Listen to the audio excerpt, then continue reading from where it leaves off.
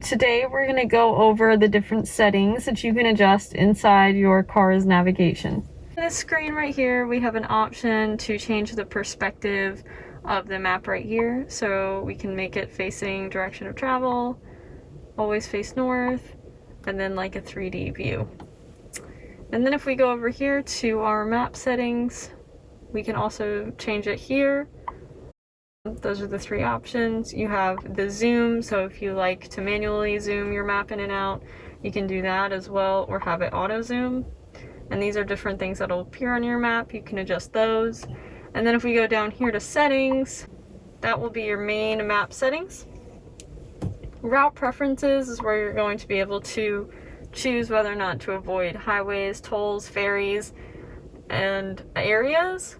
And then route type, you can adjust from fast to short to energy efficient. Dynamic routing is where it's going to suggest a better route or faster route for you, but it will only apply this route if you confirm. And then down here, so we go to guidance. Right here we have all these other options. And then we also can adjust day and night to be automatic, and points of interest.